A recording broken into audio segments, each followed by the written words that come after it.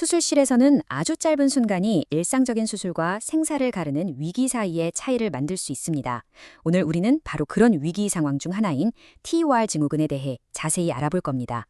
평범했던 수술이 어떻게 위험하게 변했는지 실제 사례를 통해 살펴보고 모든 수술팀이 이 사례에서 무엇을 배울 수 있는지 함께 알아보겠습니다. 자, 오늘 우리가 살펴볼 내용입니다. 먼저 실제 사례를 통해 위기 상황이 어떻게 전개되는지 보고요. 그 다음엔 왜 이런 일이 일어나는지 과학적으로 파헤쳐 볼 겁니다. 그리고 가장 중요한 예방과 치료법, 마지막으로 핵심 교훈까지 짚어보겠습니다. 그럼 이 이야기의 중심에 있는 환자 이야기부터 시작해 볼까요? 네, 우리의 이야기는 54세 여성 환자의 정규 수술이 예정된 수술실에서 시작됩니다. 모든 것이 순조롭게 진행될 것으로 예상됐죠. 환자는 자궁경화 근종절제술을 받기로 되어 있었어요. 이건 자궁근종, 그러니까 비암성 종양을 제거하는 꽤 흔한 수술입니다. 수술은 평범하게 시작됐습니다. 그런데 수술 시작 60분이 지났을 때 뭔가 이상 신호가 나타나기 시작했어요. 처음엔 약간의 혼란 증세였는데 상황이 정말 순식간에 나빠졌습니다. 75분이 되자 활력 징후가 급격히 떨어졌고 90분 만에 진단이 내려졌지만 바로 5분 뒤에 폐에 물이 차는 정말 생명을 위협하는 합병증이 발생하고 맙니다. 바로 그 첫 번째 신호, 갑작스러운 혼란 증세가 결정적인 위험 신호였습니다. 마취 중인 환자에게는 이게 뚜렷한 혼란이라기보다는 안절부절 못하거나 초조해하는 모습으로 나타날 수 있거든요. 우리 몸의 내부 화학 균형이 위험할 정도로 깨졌다는 아주 전형적인 초기 경고 신호인 거죠. 응급 혈액 검사에서 문제의 핵심이 드러났습니다. 혈청 나트륨 수치가 115mmol/L까지 곤두박질 친 거예요. 이게 얼마나 낮은 거냐면 보통 정상 수치는 135 이상이거든요. 이렇게 심각한 저나트륨 혈증 때문에 뇌세포가 붓기 시작한 겁니다. 체내에 수분이 과도하게 쌓이고 나트륨 수치는 바닥을 치니까 이 넘쳐나는 물이 어딘가로 가야 했겠죠.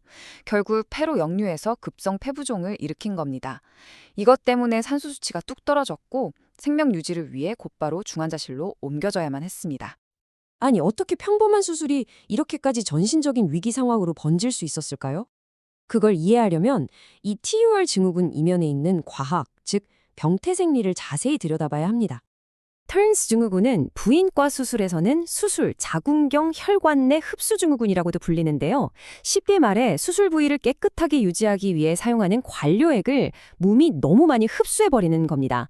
이 액체가 혈류로 들어가면 혈액의 핵심적인 나트륨 농도를 희석시키게 되는 거죠. 자, 이 4단계의 연쇄 반응을 한번 보세요. 정말 명확하게 보여주죠.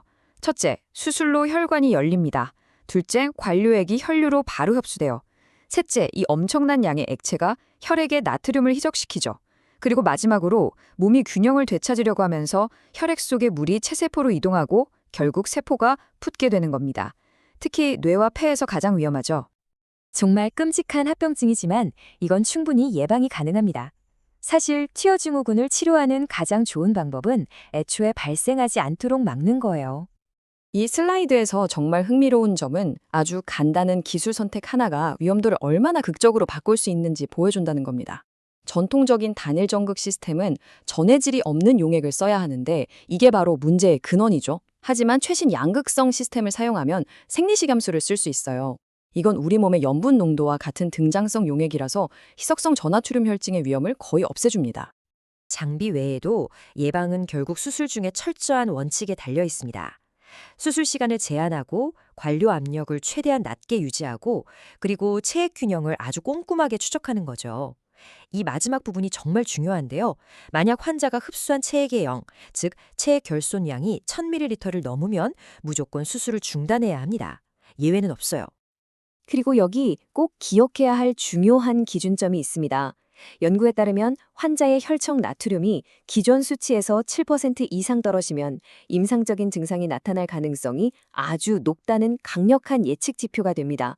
꼭 주시해야 할 핵심 경고 신호인 셈이죠. 하지만 만약 예방에 실패해서 증후군이 발생했다면 신속하고 정확하고 또 침착한 대응이 좋은 결과를 위해 절대적으로 중요합니다. 이 표가 바로 치료의 핵심 지침서라고 할 수 있는데 모든 건 나트륨 수치에 따라 결정됩니다. 수치가 120 이상이고 증상이 가볍다면 수분 섭취를 제한하고 이뇨제를 사용해서 몸이 과도한 수분을 배출하도록 돕는 데 집중합니다. 하지만 나트륨이 120 아래로 떨어지고 발작 같은 심각한 증상이 나타나면 확실한 치료법은 바로 3% 고장성 식염수입니다. 이건 혈액의 나트륨 수치를 빠르게 올리기 위해 정맥으로 투여하는 고농도 소금 용액이에요. 하지만 이 교정은 아주 신중하게 이루어져야 합니다. 목표는 시간당 1에서 2 MEq/리터 정도로 아주 천천히 조절하면서 수치를 올리는 거예요. 왜냐고요? 너무 빨리 교정하면 중심교내 수초용해증이라는 또 다른 치명적인 신경학적 손상을 일으킬 수 있기 때문입니다. 정말 아슬아슬한 줄타기 같은 거죠. 나트륨 수치가 100 아래로 떨어지면 이건 그야말로 코드 블루 상황입니다. 심각한 뇌부종, 뇌탈출, 심지어 적혈구가 파괴될 위험이 극도로 높아집니다. 대응은 아주 공격적이어야 해요. 즉시 수술을 멈추고 필요하다면 심정지에 준하는 전문 심폐소생술을 시작하고 고장성 식염수를 투여하고 환자의 기도를 확보해야 합니다. 다행히 우리 사례의 환자는 회복했습니다. 하지만 그녀가 겪은 아찔한 순간은 우리에게 아주 강력한 교훈을 줍니다. 자, 가장 중요한 내용들을 다시 한번 정리해보죠. 핵심 교훈은 아주 명확합니다. 예방이 가장 중요하고 그 시작은 더 안전한 양극상 장비를 선택하는 것입니다. 그리고 수술 중 세심한 모니터링이 최고의 방어선이죠. 만약 증상이 나타난다면 조기 발견과 지침에 따른 단호한 대응이 중요합니다.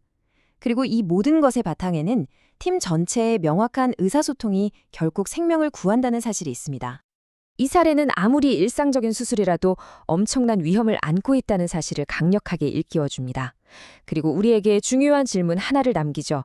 여러분의 수술실 그리고 여러분의 팀은 과연 이런 위기 상황에 대비가 되어 있습니까? 오늘 내용이 도움이 되셨기를 바랍니다.